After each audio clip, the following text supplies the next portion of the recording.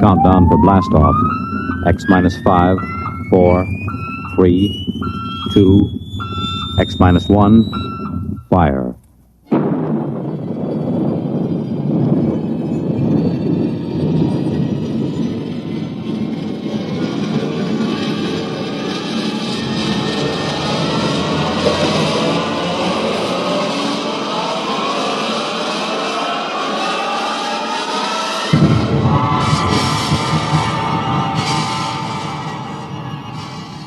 From the far horizons of the unknown come transcribed tales of new dimensions in time and space.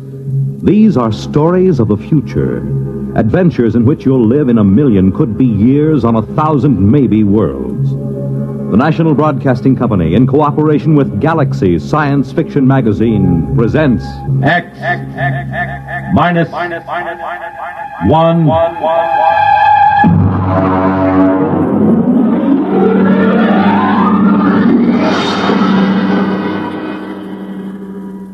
Tonight's story, Soldier Boy by Michael Shera.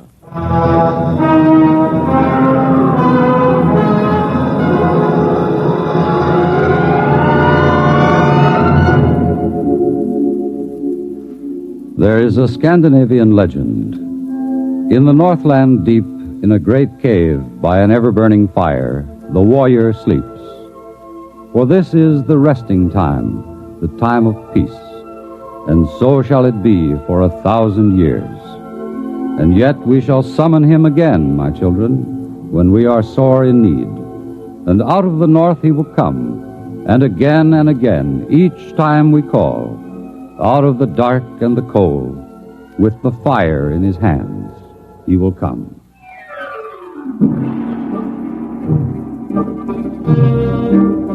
I was off duty when the call came to report. I was off duty and out of uniform. As a matter of fact, I was in a bar, drunk. Bossio had just spilled a beer over me. I cussed him out, and when I looked up, there was a shore patrol standing over me. Captain Dillon? Well, where did they find you, Buster? Did you flunk out of high school or get into a fight with your father and run away from home? Captain Dillon, I have a message for you. Well. Look, Bossio, this is humanity's finest. He has joined the service to protect home and hearth against the savage aliens. Touching, Dillon, touching. Are you Lieutenant Bossio? I have a message for you, too. Have a drink, kid. No, thank you, sir. Well, listen to that, sir, Bossio. This kid has got morale. It's a fact, Dillon. He's crawling with it. Sure, I haven't heard morale like that since the Second Martian Revolt in 23. Boy, don't you know that the armed service is a scrap heap? Do not use the best iron to make nails or the best men to make soldiers. Old Chinese proverb. I didn't raise my boy to be a soldier. Ancient folk song. Please, Captain, Lieutenant, I'm just doing what they told me to. I'm supposed to tell you to report to division headquarters. Uh-huh. And they told you to try every bar on the strip and you'd be sure to run into us, huh? Yes, sir. Those were Colonel Swift's orders. A good commander. He knows the whereabouts of his troops. All right, Bossio, drink up. Let's go. Duty calls. It was lined with saloons, gambling houses, and whatever. They cleaned up this sort of thing on Earth and every colony in the solar system and beyond, but they let them stay near the Army bases, mostly because they knew there'd been 500 years of peace. And the men that sifted down into the Army were not quite the best adjusted of human beings. The drinkers, the gamblers, the men who were destructive in 100 different quietly degrading ways wore the uniform of the Defense Command. The uniform that was usually creased and just a little dirty. I know because I'm a veteran of 20 years of it. Not a veteran of any wars nor any fighting except in some saloon on payday, but a survivor of garrison life, of chasing smugglers and rarely catching them. The colonel was fat and sweaty, and as a gesture to military discipline, he chased a frowsy blonde out of the office before he spoke to us. Sit down, Dillon. Have you ever heard of Lupus 5? No. It's out on the rim on a 360 vertical sector. They were wiped out a year ago. Disease? Aliens. A mail ship found it. By the time they called the Army in, almost 6 months had gone by. There were 70 colonists. 31 were dead. The rest were missing. All the technical equipment, all radios, guns, machines, even books were gone. The rest of the place was burned over. Only one of the men found something in the ash. As you know, every colony is equipped with a detonator in a main building. And a cobalt bomb buried right in the middle because it's a lot more important to blow a whole village than let some hostile alien learn vital technical facts about human technology and body chemistry. Well, why didn't the bomb blow at Lupus 5? Because the wire was cut. At the heart of the camp, under 12 inches of earth, somebody dug it up and cut it. Who? I don't know. Dillon, we're pulling back, evacuating the rim colonies. There's nothing else to do. No defense possible? After 500 years of peace? Look at you, Dillon. Look at me. And the rest of the army is about the same. We're pulling out. They're not going to like that out at the rim colonies. If they don't like it, they can wait and be burned by the aliens. We can't protect them. You'll report to the 38th sector. You'll have 10 planets on your route to warn and evacuate. Try and stay sober. Yeah, I'll try. That's all. Get out of here. And send Kitty back in on your way out.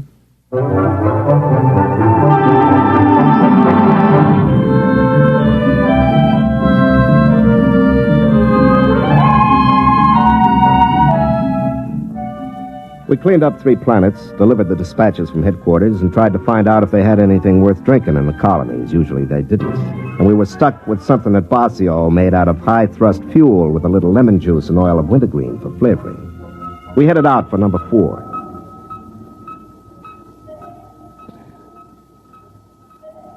Hey, Dillon. What? You want another belt? No, not now. I gotta feed orbits into this fool computer. Light up. Come on. There she goes. You know, it's funny. What? Life. You're a 90-proof philosopher, Basio. Nah. Look, we come down on a planet. Nobody talks to us.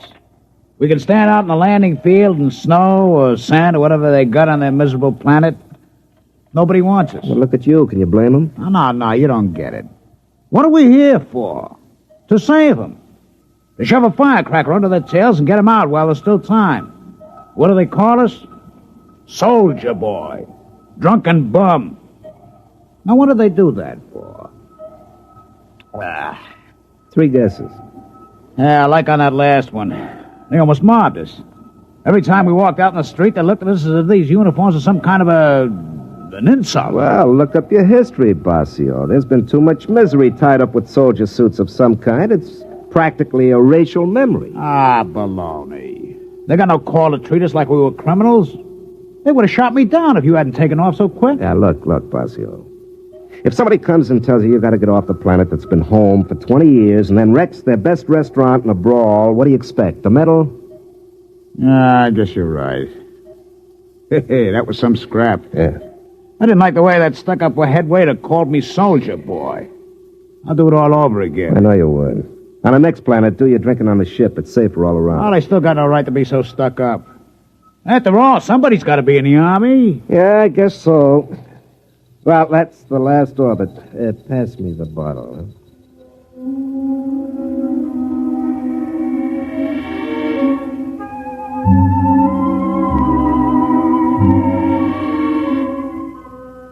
The 4th planet was Norge 1, a big green world about 20% cooler than Earth temperate.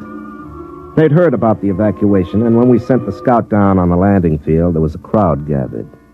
When I opened the hatch, I could smell a wet, heavy breeze that meant snow.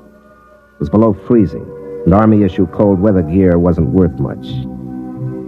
I waited out at the edge of the field for 15 minutes, waiting for somebody to take notice of a ship of the United Earth Defense Command. I just stood there in the cold wind with a pint to keep me warm. Finally, somebody came out to talk to me. What do you want? I'm Captain Dillon. I have a message from Fleet Headquarters. You in charge here? Nobody's in charge here. If you want a spokesman, I guess I'll do. What is it? Well, I got a dispatch for you from headquarters. I'll look at it later. Is it always this cold? This time of year. Freeze a brass monkey. Drink? No, thank you. Mind if I do? No, you have to. I don't suppose you got any decent liquor on this planet. No, we don't have any. Yeah, I forgot. All right, let's get going. We haven't got much time.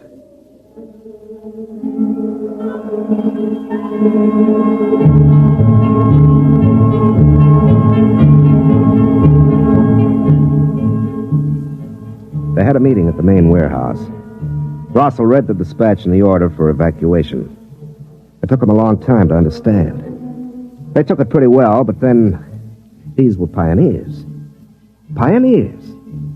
Before you settle a planet, you boil it and bake it and purge it of possible diseases. Then you step down gingerly and inflate your plastic houses which harden and then become warm and impregnable. You send your machines out to plant and harvest and set up automatic factories to transmute dirt into coffee, and without having lifted a finger, you braved the wilderness, hewed a home out of living rock, and you're a pioneer.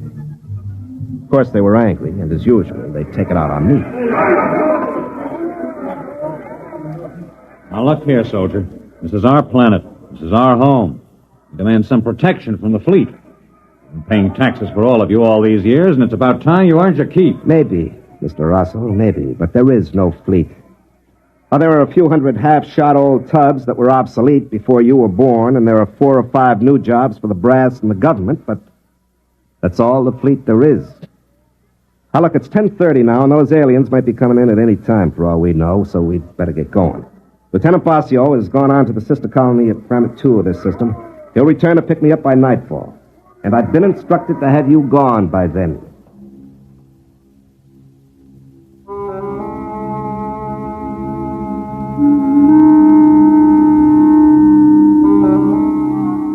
I wanted to remind them that nobody wanted the Army, that the fleet had grown smaller and smaller, but there wasn't any point to it now. I realized long ago that they were right in a way.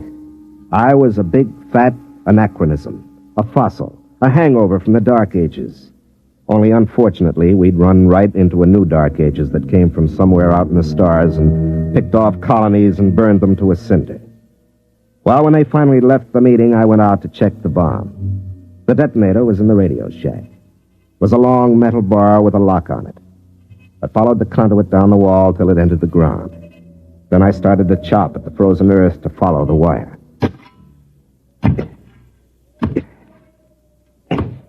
Captain Dillon, Yeah. how many people can your ship take? Well, she sleeps too, won't take off with more than 10. Why? We're overloaded. There are 60 of us, and our ship won't take over 40. We came out in groups, so we never You thought. sure? She's only a little ship. She's all we could afford. Well, it looks as if somebody's going to find out firsthand what those aliens look like. It's not very funny. All right.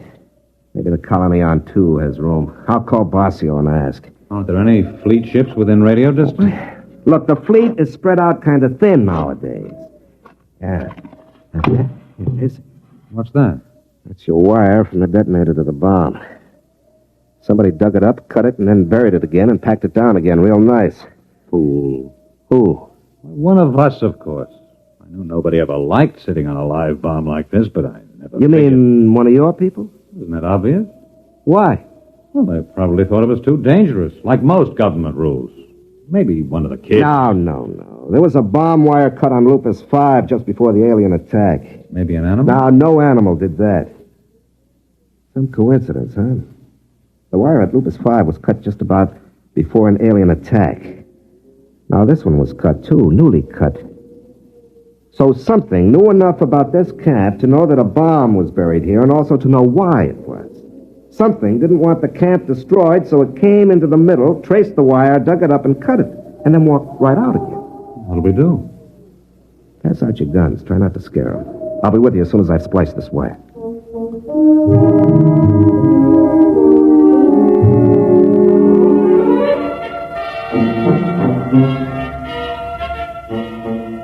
I spliced the wire, went back into the radio shack, and pulled out my pistol. I checked it and primed it and tried to remember the last time I'd fired it.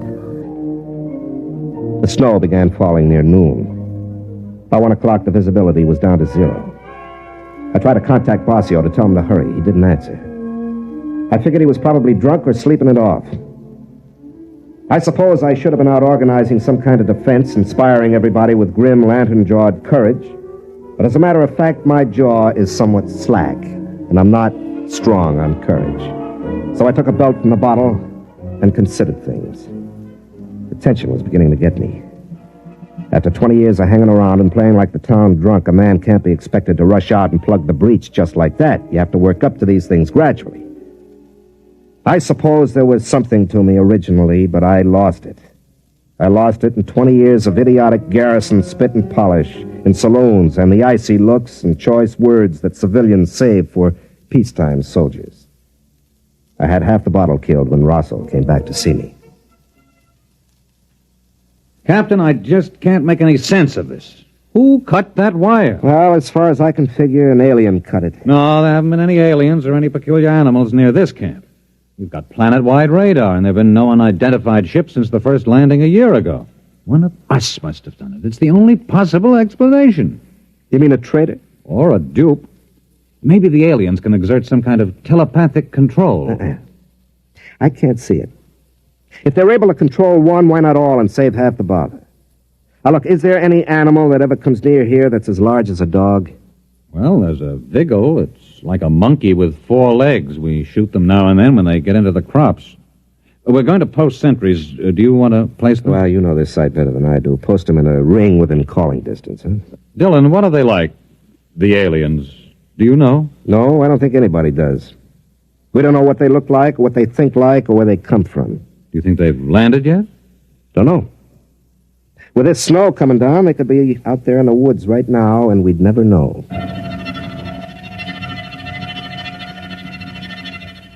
Planet Director 7396 recording progress report on attack day. Physical situation excellent.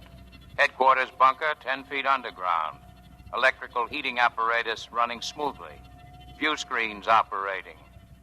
Human colonists' activity not according to pattern. 8 humans have taken up watch positions on the perimeter of the colony. Original plan was for attack at night, but presence of Earth vessel dictates change in plans. The humans move quickly. They might be gone by nightfall. It will be necessary to disable their ship, proceeding on this alternate plan.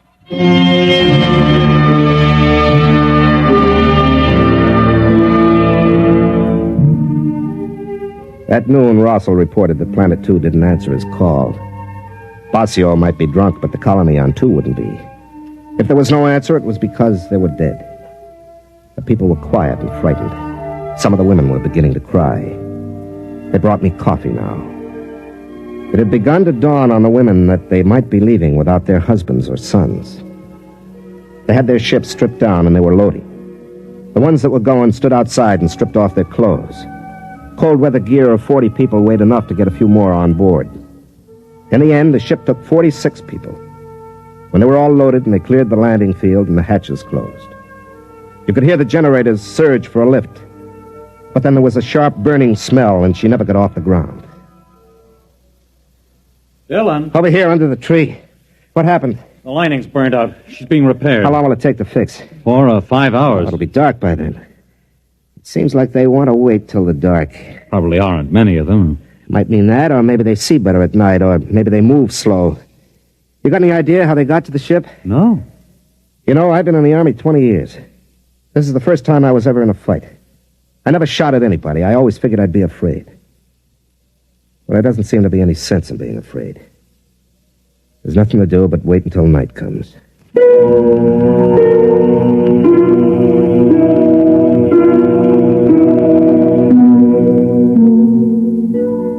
I sat there thinking of Basio. He was dead. There wasn't much doubt of that. Probably died dead drunk and not giving a solitary hoot. I stared out into the snow and thought the same thought over and over. Basio is dead. Basio is dead. In all this dog-eared, ape-run universe, he was about the only friend I had, and so naturally he was dead. Dead because he tried to come out here to help these people. People who cursed him and called him a drunk, which he was, and a brawler, which he was when somebody crossed him. But he was the one who came to help. And in short time, I'd be staying behind so that some colonist could jam himself aboard my ship and lift out to safety. And I'd die to save somebody I didn't even know. Somebody who 24 hours before would be ashamed to be found in my company. They come to an army for help too late. An army like me, sodden and not knowing whether they can fight or not. Dylan. What? Over there, at the edge of the woods. Something moving. You can see it through the snow. Look out. How far do you make it to that tree? About 50 yards. 50 yards. There it is, you see, by the bush. 50 yards, no wind, half charge. I have a feeling I'm forgetting something. Well, here goes. You got it! Get down. Maybe more of them. Wait and see. I saw it clear when it jumped. It was one of those monkeys. Maybe. We'll see.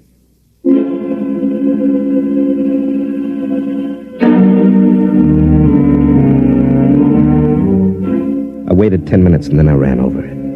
Whatever it was gone, almost all of it. My bolt had taken a paw and taken it clean off. I picked it up, but there was no blood. The skin was real and furry, all right, but the bone was steel and the muscles were springs. It wasn't any four-legged monkey. It was a robot.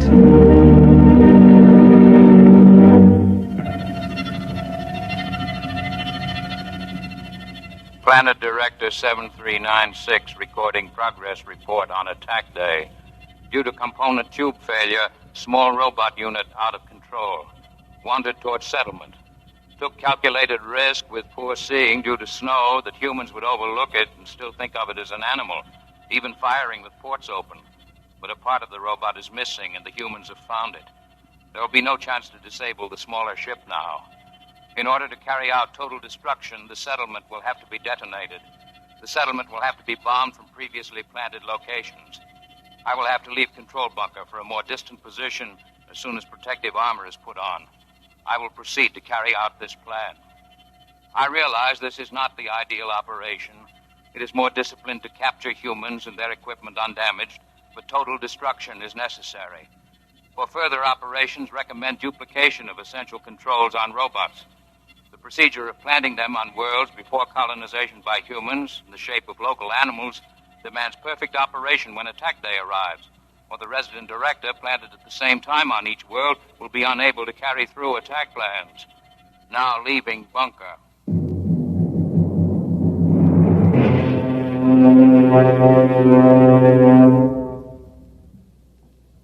That's how they got the ship, all right. Probably slipped a Vigil through the aft port and left it in there to foul the lining. Wonder what else they've got. Well, probably all kinds of things. Must have been some kind of lizard that went under and cut the wire. A spicer lizard. They can burrow underground. And we've got a bat that could do aerial reconnaissance for them. Well, they know everything about you, and we don't know anything about them. They're probably sitting out there right now, swarming behind those trees, waiting for it to get nice and dark. All right, you better get back to the others and tell them I'll stay here. Why? Because we only need one. If we could just get one back to a lab, we'd have some clue to what they are. We can't just cut and run. We got to make a stand. I didn't think the Army made stands. I thought they just pulled out. Yeah, I suppose so. An army does what it has to, and ours is weak and filled with men like me. But even so, there comes a time when you have to make a stand.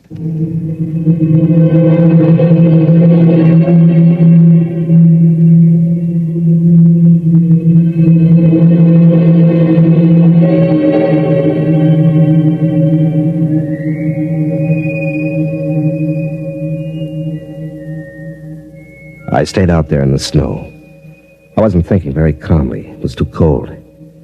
But it was probably just as well. I put in about 10 minutes being afraid of whatever it was that was behind those trees. What I needed was luck. Just good, plain old luck. I didn't know where they were or how many there were or what kind, so I needed luck.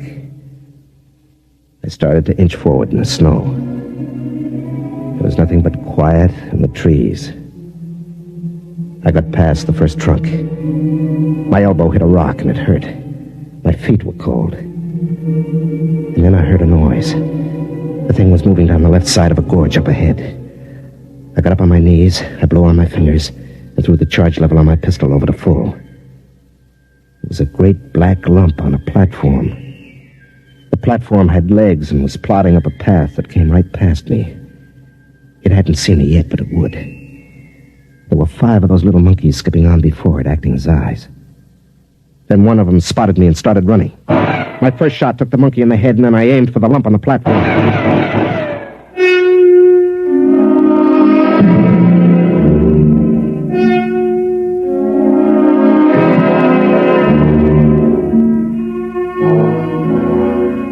They got one blast off before I hit anything vital. It burned across my shoulder, my shirt charred. It felt as if I'd been hit in the arm with an axe.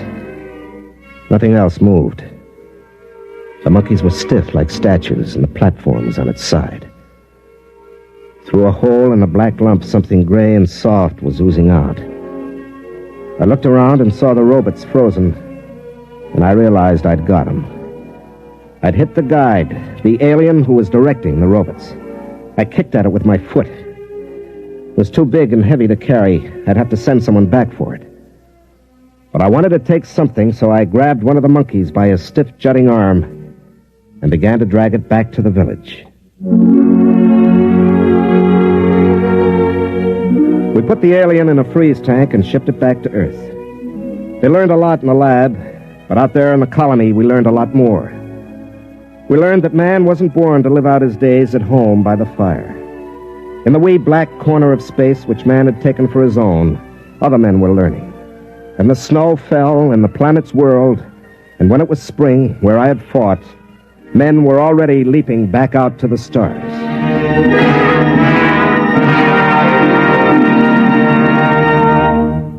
You have just heard X-1, presented by the National Broadcasting Company in cooperation with Galaxy Science Fiction Magazine, which this month features The Native Problem by Robert Sheckley, in which a misfit discovers that there is not plenty of room in space for his kind, that in fact there is less room in space for him than anywhere else. Galaxy Magazine, on your newsstand today. Tonight, by transcription, X-1 has brought you Soldier Boy, a story from the pages of Galaxy written by Michael Shera and adapted for radio by Ernest Kenoy. Featured in the cast were Larry Haynes as Dillon, Ralph Bell as Bossio, Alan Hewitt as Russell, Bob Hastings as the shore patrolman, Wendell Holmes as the colonel, and Kermit Murdoch as the alien. Your narrator was Floyd Mack. This is Fred Collins speaking. X-1 was directed by Daniel Sutter and is an NBC Radio Network production.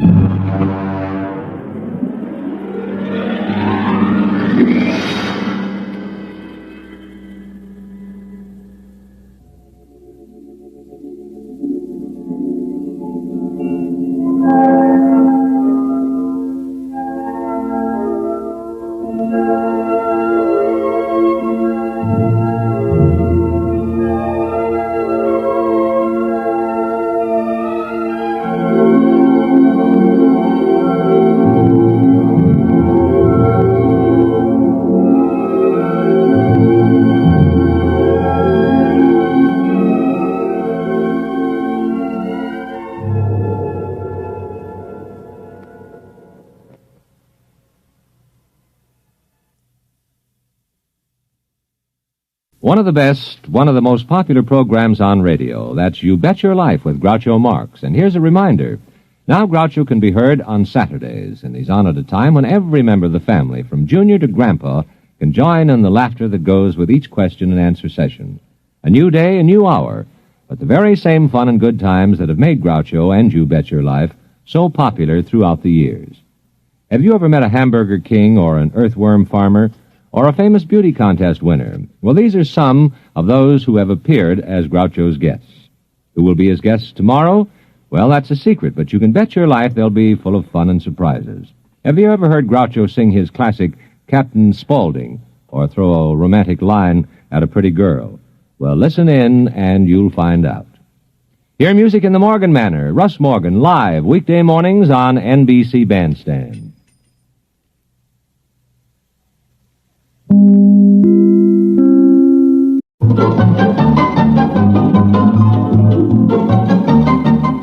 This is Nightline, your open door to people and places, and this is Walter O'Keefe.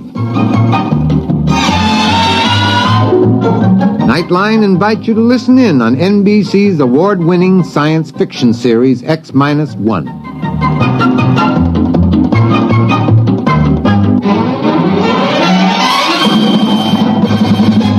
Now escape to a world of the future.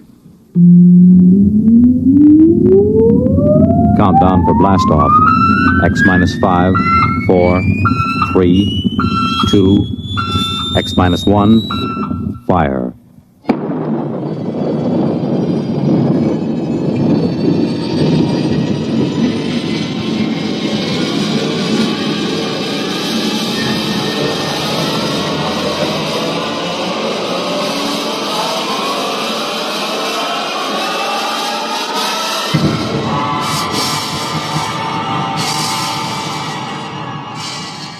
From the far horizons of the unknown come tales of new dimensions in time and space.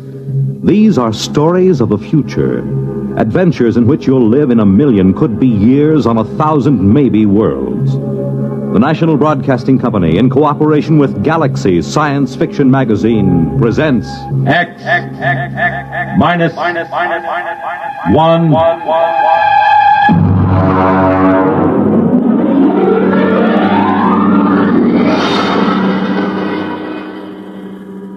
Tonight, The Merchant of Venus by A.H. Phelps, Jr. But first, hear this. When they play it hot and you dig the beat, oh, life is swinging, life's complete. You make it Pabst, 'cause Pabst makes it perfect.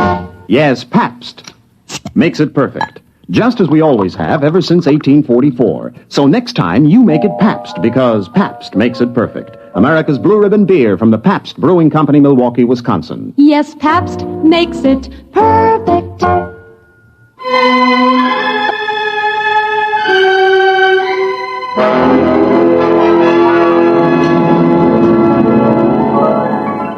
Now on X-1, The Merchant of Venus.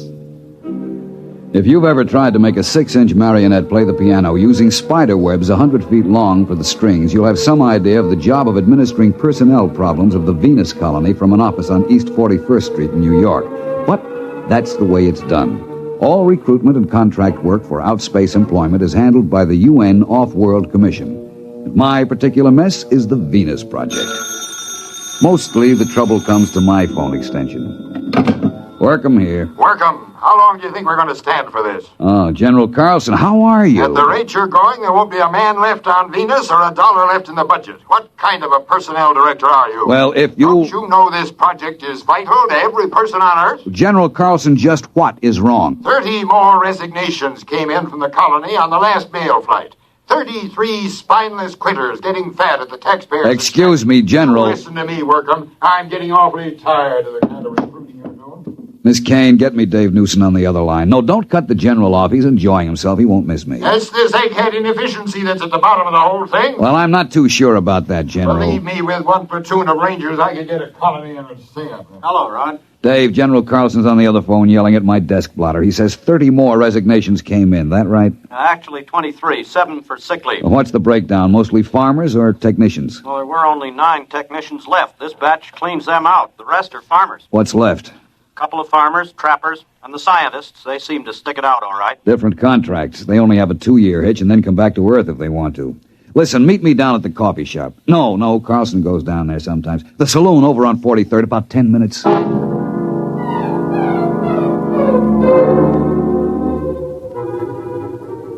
The saloon was decorated in old-fashioned foam and plastic furniture. It looked straight out of the antebellum 1950s.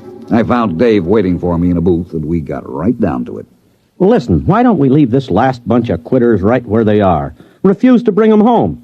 Then they'd have to make a go of the colony to save their scrawny necks. Oh, I'd like to, but even General Carlson wouldn't dare. We'd never get another colonist off Earth. And our main job is to relieve population crowding on Earth. We get tough with the colony, a man would be a fool to go. And every one of these quitters talks like he was just sprung from Devil's Island. This isn't getting us anywhere. I want you to shoot me up the files on this last batch of quitters. Maybe we'd better have a staff meeting on it. Get the psychology section, the preliminary interviewers who passed these men, and I'll have Jameson, too. What do you want a historian for? Maybe he can find us something interesting in the project record. He's used to deducing the philosophical and religious behavior of the ancient Hittites from a loose translation of a cuneiform laundry bill. Shall I get them all down here? No, we'd better make it formal. Book a conference room. When you get Jameson into a saloon, he spends all his time thinking up guessing games to avoid paying for his drinks. No, make sure about General Carlson. I'll tell his secretary. No, make sure he doesn't hear about it. I don't have anything against General Carlson personally. It's just that there's always been a fight over Venus Project. The military versus the rest of us soft, decadent civilians. Carlson felt the right way to settle any virgin territory was to set up a military outpost on the ground that soldiers had always been the best operators under similar circumstances. I had lunch with Dave before the conference. You want to call the Greasy Spoon and order? What's on the menu? Well, Protoss burger, sliced barbecued yeast, or seaweed borscht with boiled algae balls? Just coffee. Black coffee. They don't have coffee. What do you think this is, the Chambord? You can have Neo-Caf or Syntho tea.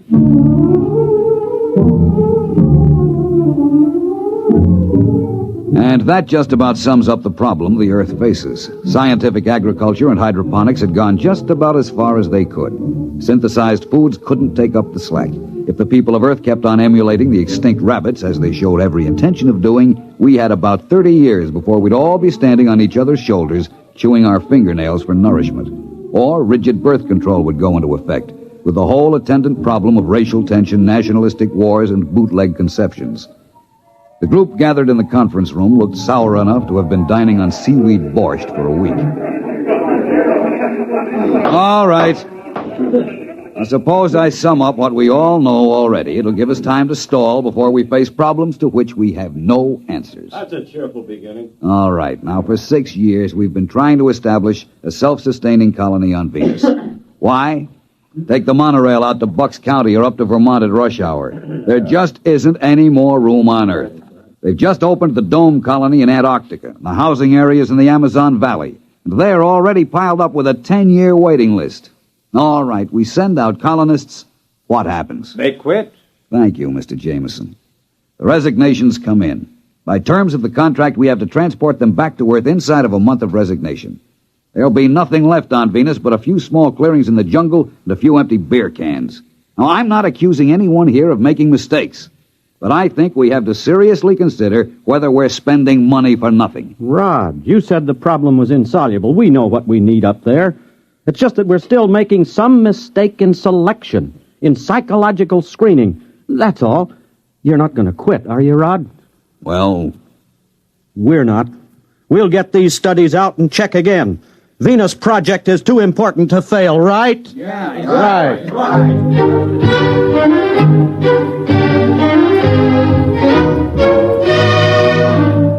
It's a cheap trick, but it always works. I talk with a heavy, heavy heart. Dave jumps in to shill like a Boy Scout. It always amazes me how a bunch of PhD psychologists can get suckered into enthusiasm every time. We tried to figure out what made the settlers quit. We went into their backgrounds, their personality psych profiles. The coffee grew stale and the smoke heavy. Nothing. Look, Rod, here's what it boils down to. A man has to be unstable to want to leave Earth, but he has to be stable to stay on Venus. You need initiative and resourcefulness to make out on a new planet. But if you had it, you'd make out fine at home. You need young, healthy, vigorous, mature, older, experienced people all rolled into one. We're looking for a collection of walking paradoxes.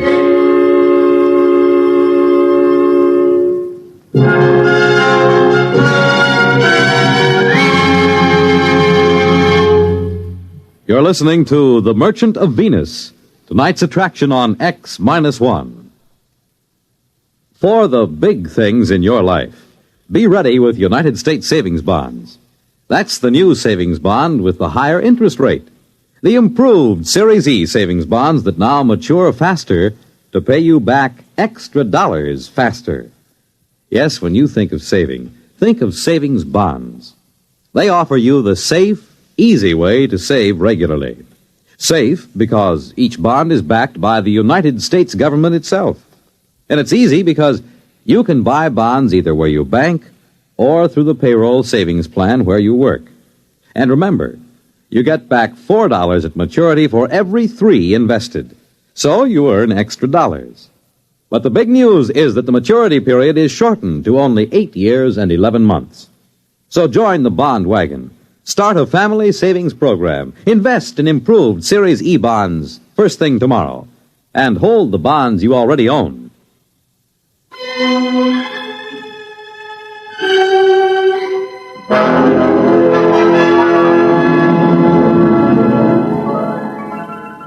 Now back to X-1 and The Merchant of Venus. We tried brainstorming on Project Venus. You know, just sit around and let the ideas seep out of your unconscious. Take kids up and bring them up on Venus under guard. Grow colonists in test tubes and ship them out wrapped in glass. Start trial colonies in the Congo. Nothing. I was mulling the conference over by myself in the saloon when Jameson dropped into a chair beside me. Hi, Rod. Oh, hello. Hey, I got a new game. I take 3 matches in my right hand and Don't you guess... bother. I'll pay for the drinks. Rod, you're taking the sport out of sponging. I see nothing amusing in being a petty con man. How about that snow job you work on the psych team every couple of weeks? You could get rich selling bogus mining stock to investigators for the SEC. There is a difference between legitimate personnel psychology. Sure. How about when you threatened to quit? Well, I'm not sure I was kidding. What would happen if you quit? Carlson would probably send a military outpost up there. Make a clearing, build a fort, maybe a town, and then he'd try to get people to come and live in it. It won't work, though. They'll want to know why the planet had to be colonized that way. Why wouldn't the civilian colonists stay? Rod, this may surprise you, but I agree with you. But not because of your fancy psych profiles and emotional mathematics. A free people will not willingly move into a military township. Rod, you a gambling man? I told you, I'll pay for the drinks. No. I mean, would you take a 50-50 chance if the colony had a chance of working out? Guess so. It's better odds than I'd give at the moment. All right. You're on. Now, wait a minute. What are you talking about? Never mind. Here, look. I take 3 matches in my right hand...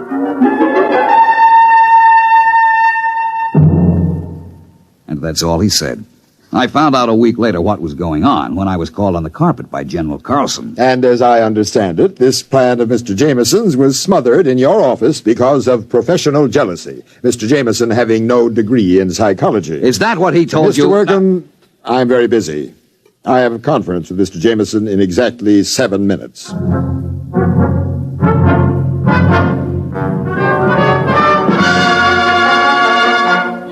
I caught him later that afternoon. Now, take it easy, Rod. That's the only way I could get Old Blood and Sarsaparilla to snap at my bait. If he thought you were sitting on an idea, he was bound to grab it. You know he dry-docked me for 6 weeks. Go fishing. Have a good time. When you get back, I'll have my little swindle going full blast.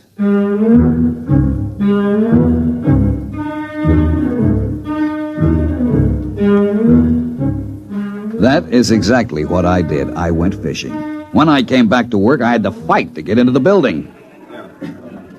Hey, who you pushing? I work in here. Yeah, line bucker. What do you mean? You can wait your turn like the rest of us. What's going on in there? What, are you kidding? This is the volunteer office. Where have you been? Volunteer for what? The Venus colony. Oh, no. That's a little office around on 43rd Street. Wake up, bud. They moved out of that office last week. You mean all these men are volunteering? Sure. Hey, you got a bottle on you? Bottle? Anything. A little California seaweed juice, maybe? I ain't fussy. Are you a trained farmer? Do I look like a hayseed? Technician? Mechanic? Listen, Buster.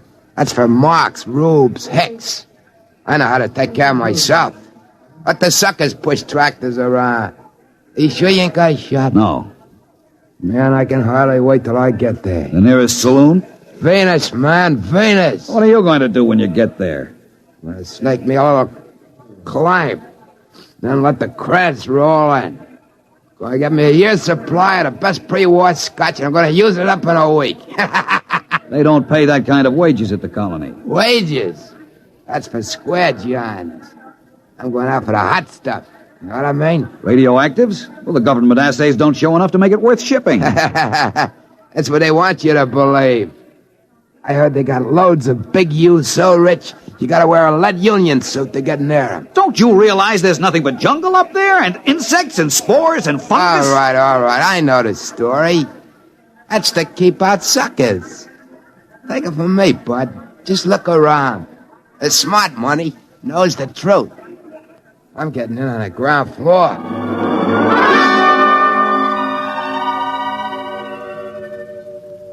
Jameson, you irresponsible idiot! Ah, Rod, how are the fish? I know what you're doing, and I won't put up with it. You've told those dupes down there they can get rich on Venus. Well, they're volunteering. And I suppose you think if you get enough of them, you'll find what you want. But have you looked at them? Crooks, gangsters, bums, hobos, drunks, and I don't know what. They are a little picturesque, aren't they? Well, you've got recruits, all right. But what kind of a society are you going to start with them? Rod, you're not being just a teeny-weeny bit snobbish, are you? Look, this isn't a joke. I don't care who goes as long as they meet some standards. But to make a decent place, you need decent people. Morally clean and healthy. And to think this is a man I have seen playing stud poker. You've got a collection of bums and alcoholics and criminals. Probably half of them are wanted by the cops. You've got to stop!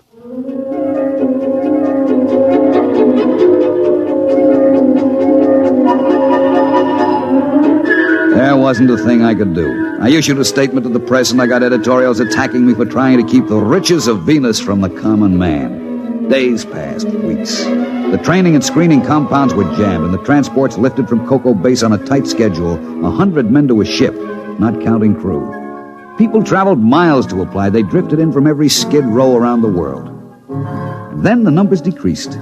Day by day, the get-rich-quick propaganda seemed to be losing its grip. About a year passed, and the lines had dwindled down to about a steady 5 men a day. I went through my routines in a kind of daze, horrified at the tale history would write about the society that was recruited through my office. Then one day I met a man in a lunchroom. He asked me the way to the recruiting office. We got to talking. That afternoon, I found Jameson in the saloon and cornered him. Look, I take 4 lumps of sugar in my left hand, and you try to guess which one... Never mind. It's just a little sporting proposition. I've had enough sporting propositions out of you. Jamie, I just talked to a recruit. How democratic of you. I'm not kidding. He was an engineer who tossed up a good job to go out to the colony. How nice. I did a little more checking. They changed.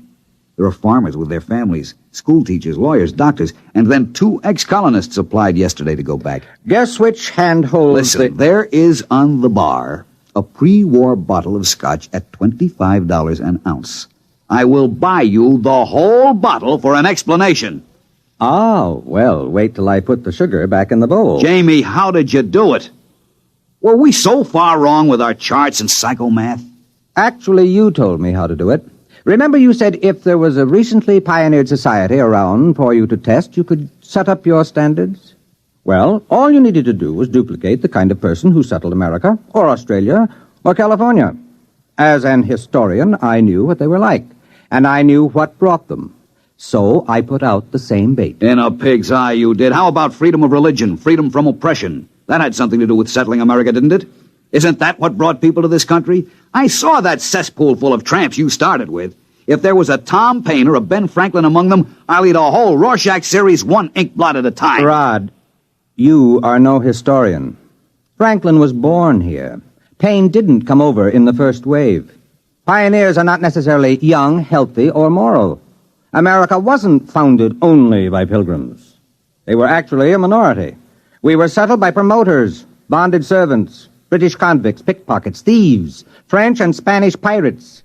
They came here for gold, or to beat a hangman's rope. That's the kind of person who settles a new land. Misfits, drunkards, fugitives from justice. Too sick in mind or body to make a go of it where they are. But what kind of society will they make out of it? What kind did the sweepings of Newgate make out of America? After a while, they stop shooting each other down in the streets, and civilization catches up with them. For one thing, they got married. And it's amazing what a civilizing influence a wife is. Won't they be a little sore? After all, you just worked the greatest hoax Since the immigrants came to America because they heard the streets were paved with gold.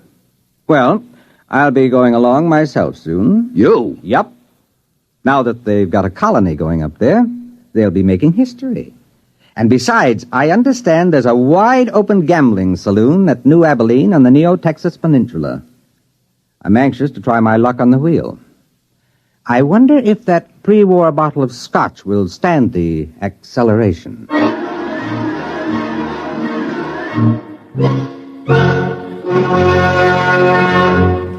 Fred Collins again, and I'll be back with a word about X-1 in a moment. This is Bob Haynes speaking to you from somewhere in the Caribbean. I am aboard a UDT personnel landing craft. That's the Underwater Demolitions Team. We are right now on our way out to rendezvous with United States submarine Sea Lion. Monitor took you there. Some men go over Niagara Falls in a barrel. Some people sit on top of flagpoles. But we have a man by the name of Rajah Phillips from India who is buried alive right in the center of a furniture store here in Owensboro, Kentucky. And Monitor took you there.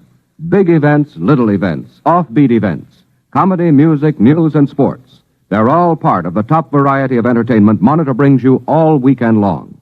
This is Frank Blair inviting you to join us on Monitor every weekend and Friday nights, too, on most of these NBC stations. You have just heard X-1, presented by the National Broadcasting Company in cooperation with Galaxy Science Fiction Magazine. Your announcer, Fred Collins. X-1 was an NBC Radio Network production.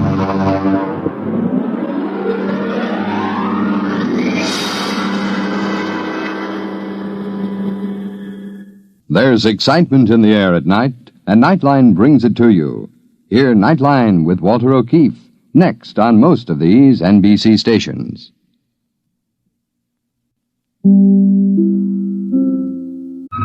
X-5, 4, 3, 2, X-1, fire.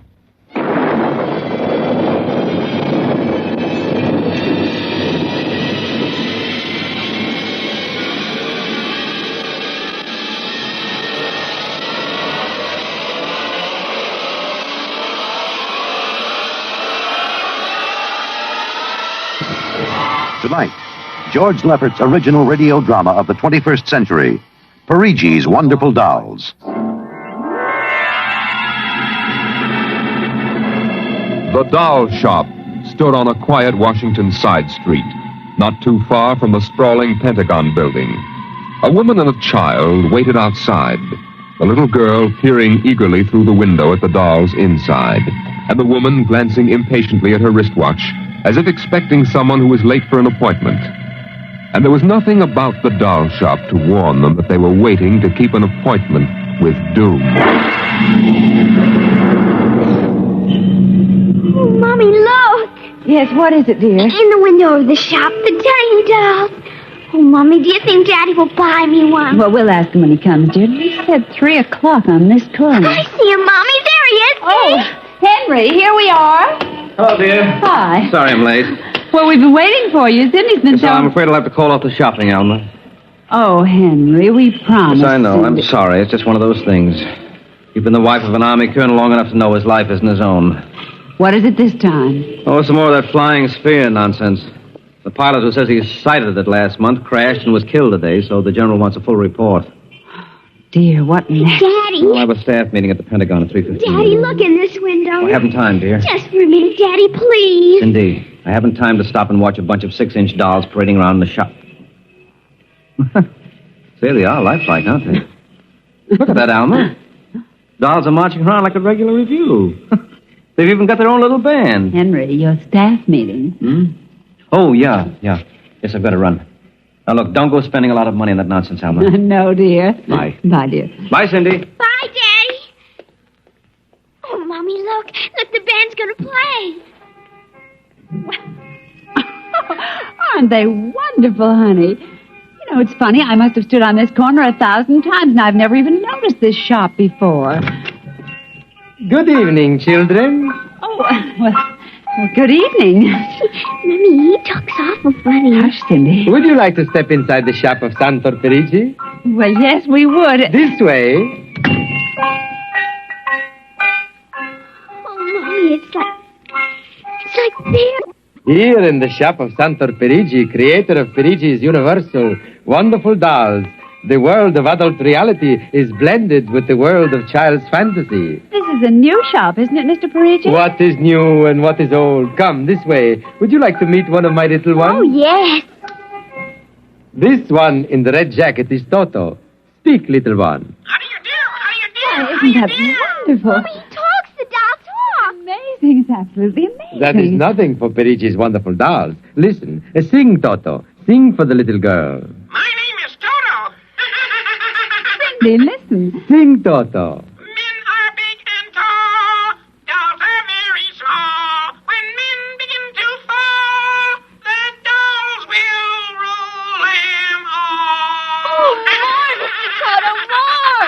How do they work, Mr. Parigi? How do they work? That is the secret of the great Perigi, greatest of all doll masters. To make an ordinary doll is nothing. To make a perfect replica, that is something. But to make a doll with intelligence, that is the work of an artist, huh? Well, yes. Well, they must be very expensive. Madame, when I construct a doll like Toto, I cannot bear to be parted from him permanently. So instead of selling, I rent my little people. You rent dolls? Precisely. $10. I have but one request. When you grow tired of my dolls, you must return them to me in good condition. Oh, Mommy, could we take him home? Take him home! Take him home! Take him home! Oh, look, Mommy, look. He's bowing and dancing. Oh, Mommy, he wants to come.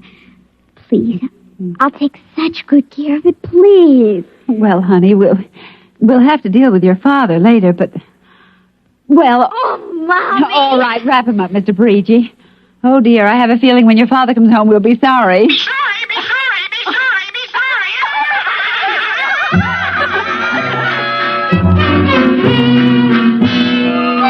Now, Toto, my room, and you're going to sleep right here next to my pillow. Oh, Toto, don't laugh like that. I'm going to have to teach you some manners. You be quiet, because my daddy will be home soon, and he's a colonel in the army, and he'll bust you to private if you don't behave. Now, you wait here. I'm going to introduce you to my puppy dog, Mr. Blister. So be good now. Here, Blister. Here, Blister. Come on, Blister. Come here. Mr. Blister, now this is Toto. Oh, dear, I don't think Mr. Blister likes you, Toto. Stop it, Mr. Blister. Come over here and shake hands with Toto, Mr. Blister. Come on now. Mr. Blister, let him go. Let go. Let go. Cindy, Mr. Blister, come over here. Why, what happened, dear? Mr. Blister tried to bite my doll. Look how frightened Toto is. Dolls don't get frightened, Cindy.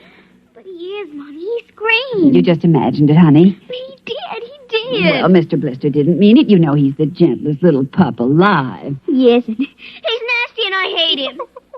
Cindy, you hurt his feelings. He tried to buy my new doll, and I don't ever want to see him again, ever. Oh, dear. All right, Mr. Blister, you come downstairs with me. Come on now. Cindy's angry at you tonight. I'll kill him. Why, Cindy, where did you hear a thing like that? Toto said it. Well, I see. Well, you've had an exciting day, honey. Brush your teeth now and go to bed. Daddy's coming home late, so we'll see you in the morning. Hmm? Good night, darling. Sleep well. I hate him, Mr. Toto. I hate him.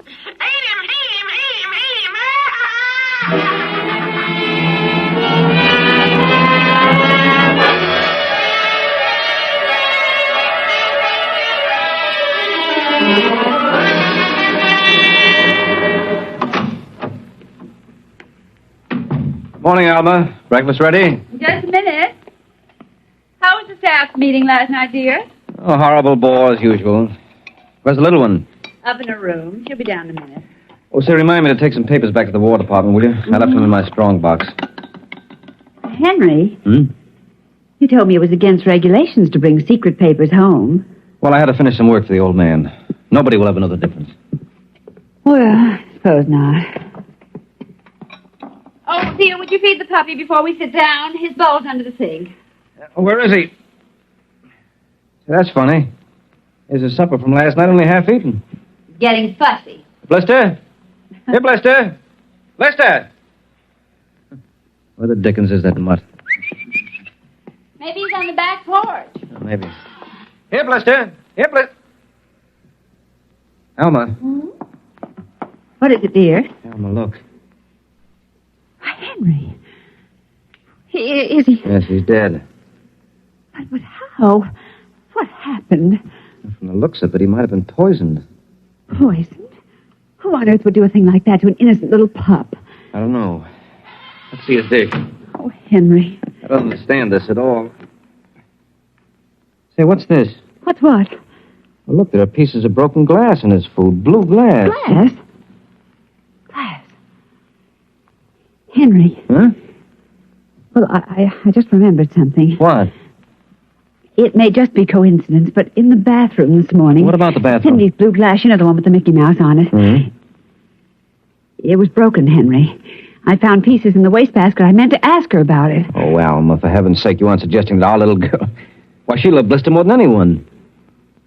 Not last night, she didn't. Why not? Well, he went after Toto. Well, who's Toto? Oh, her new doll. You bought her one of those dolls? Well, I just rented it. Rented it? Yes. Look, Alma. Oh, no.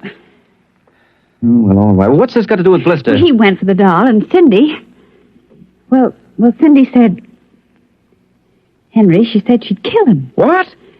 Well, that's ridiculous. True. Good heavens, a 9-year-old child putting ground glass and dog food? She'd have to be a monster. Mommy.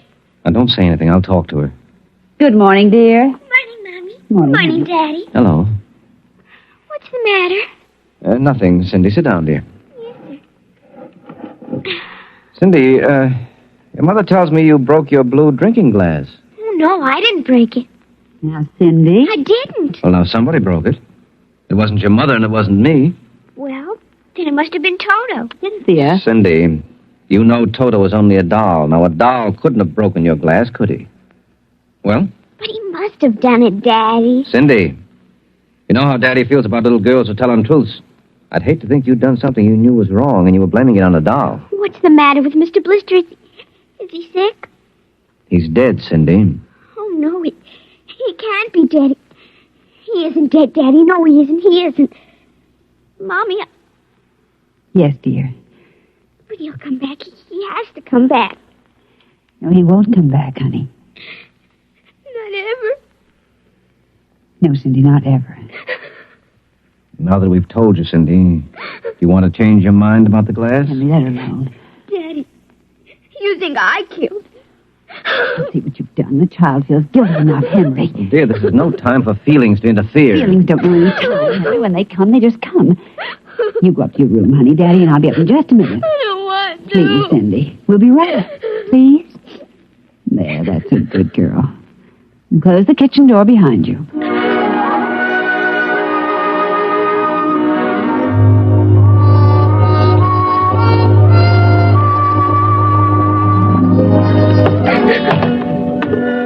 Mr. Blister's dead. He isn't coming back. Ever. Daddy, it was me, but it was you. It was you!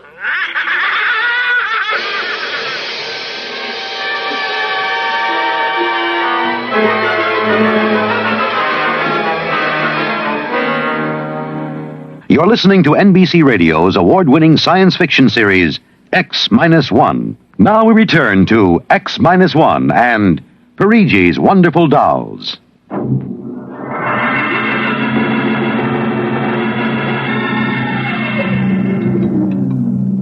Eat your supper, dear.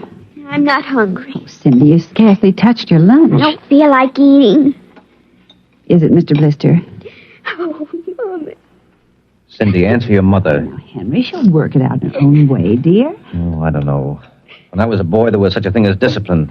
Where this child is being brought up... Henry. Well, it's true. There's no respect. Lying. Oh, I don't know. Alma, what's happened to us? We were a nice, peaceful, happy family until you bought that cursed doll. Now who's blaming things on the doll? Well, it's true.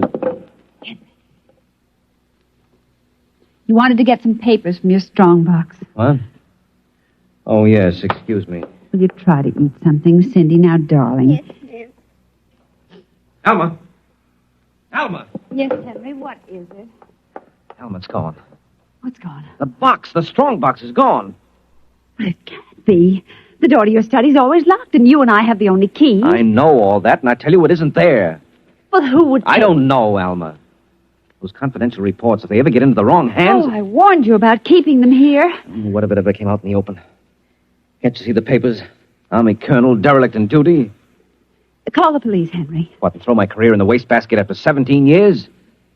And we've got to find it ourselves. But it was there when I went in to clean this morning. Well, what about your key? Well, it's right here. I always keep it right with me. That's funny. Oh, no. My other keys are all on the ring. You've lost it. I don't see how. Alma, how could you do it? Henry, please. Come on, we'll search the house. I can't think of anything else to do. Oh, dear, you're going to miss your staff meeting. Well, all right, never mind the meeting. My whole career goes up in smoke if we don't find those reports. Now, somebody get hold of your key and open that room. I know, Cindy. Oh, let the child alone. She's been through enough. You know she wouldn't do a thing like that. I don't know anything anymore. I don't know my own child. I don't even know you. Henry, All I know is that strongbox is gone with papers that are dynamite if the wrong person gets them. The question being who? What's that? Coming from upstairs.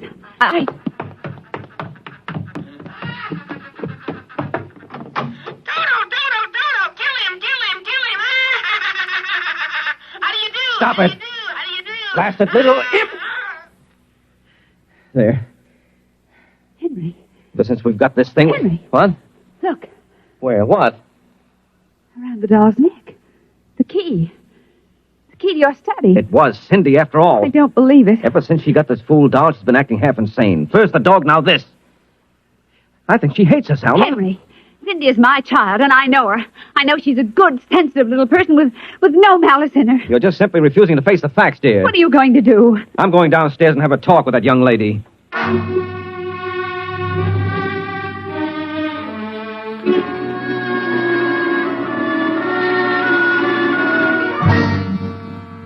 Cindy, you're not telling me the truth. Oh, yes, I am, Daddy. Now, all I'm asking is that you tell me the truth. Now, where is it? I didn't take it, Daddy. Honest, I didn't take it.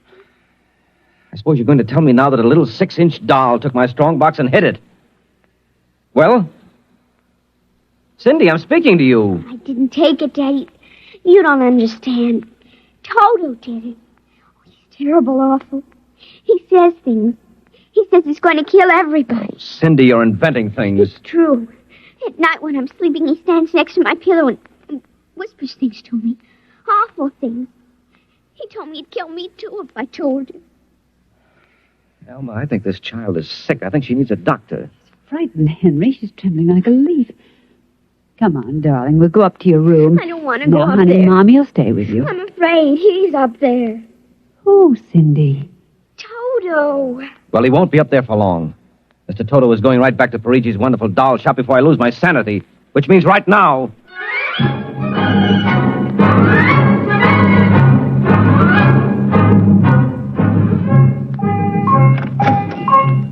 Ah, Colonel Grayson. Welcome to the home of Parigi's wonderful doll. Are you Parigi? Santor Parigi, creator of the universal doll. The doll with the mind. The doll Yes, with... well, I'm returning one of your masterpieces. Oh? If you will step into the rear of my shop. Now, what is the complaint? There's no complaint. Here's your doll. Good riddance. My little Toto, rejected, you found the world of men too filled with hate. We will change all that later on. Return to your comrades in the window, little one. And now, Colonel Grayson? I think we have no further business, sir. Ah, but we do, Colonel. Let me see. Here it is. Do you recognize this, Colonel? That's my strong box.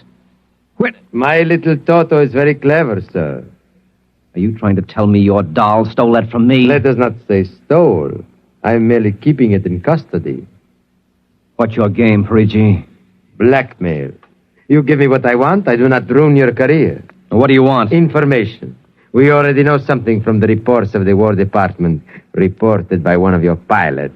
What government do you represent? I represent Parigi's wonderful dolls, none other. I'm not so naive, sir. Perhaps I should explain. Each man hides something from the world. Each man loves something more than life. With the help of my wonderful dolls, I obtain personal information which enables me to control the men who control the world. Men like you. Hand over that strong box. I warn you, I have a gun. Give it to me. You are being foolish. Put down that walking stick. Now. No closer. Now.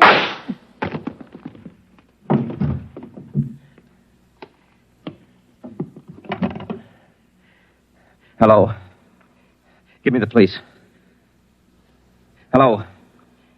This is Colonel Henry Grayson. I've just killed a man. Parigi's doll shop, corner of 4th and Lexington. The body is in the rear. I'll wait for you. Shut up. Shut up, you little fiend! Colonel Grayson! Did I hear you speak?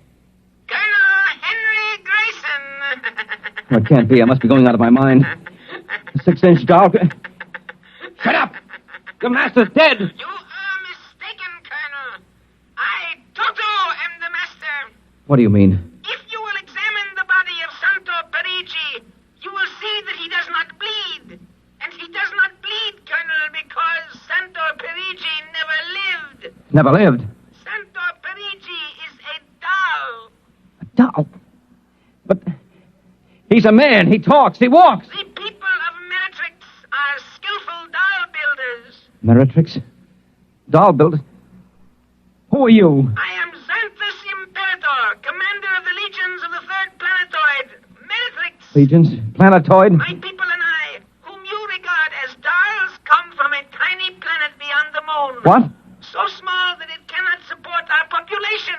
That's true. We landed one of our space spheres on Earth 3 months ago with the intention of colonizing.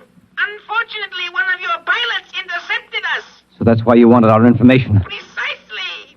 And you are human? Quite human. Of course, in order to deal with Earth people without suspicion, we were forced to construct Parigi, a man-sized doll. No, it can't be. I can't believe this. I'm having hallucinations. I've got to get out of here. That will be impossible. We have weapons of destruction quite unknown to Earth people. I phoned the police. They'll be here soon. By the time they arrive, my people will have prepared something quite shocking.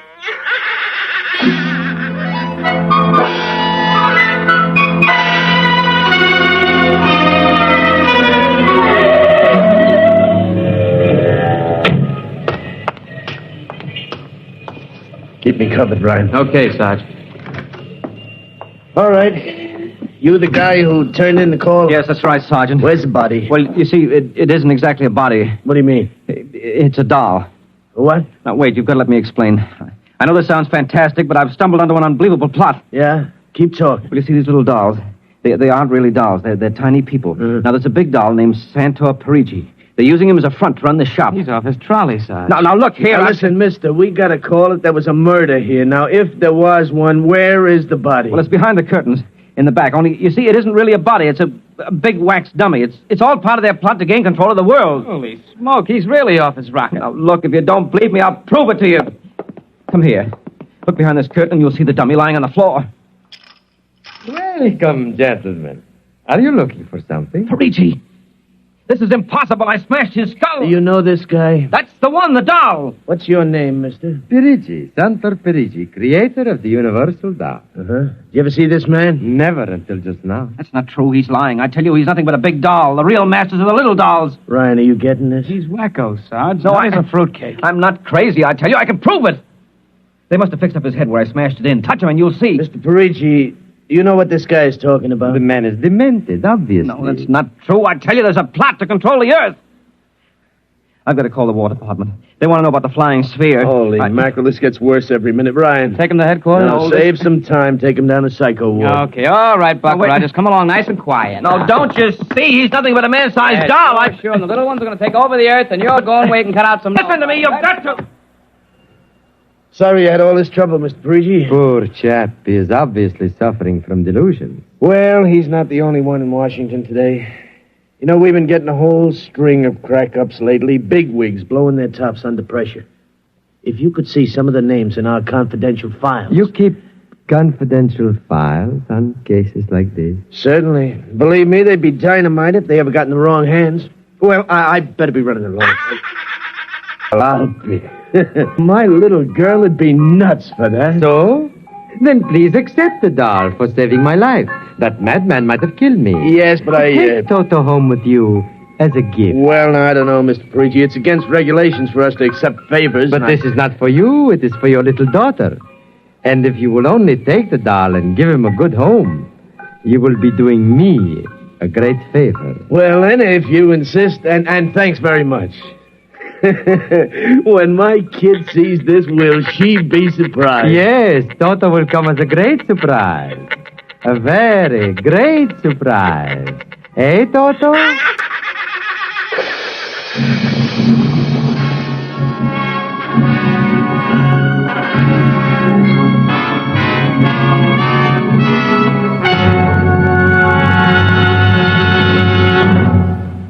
This was from the world of X-1. Tonight's story, Parigi's Wonderful Dolls, an original drama written for NBC Radio by George Lefferts. Featured in the cast were Denise Alexander, Joan Alexander, Les Damon, Joe DeSantis, and Leon Janney as the doll Toto. Music by Al Behrman. Narration by Norman Rose. Tonight's program was directed by Edward King. Executive producer, Robert Wogan.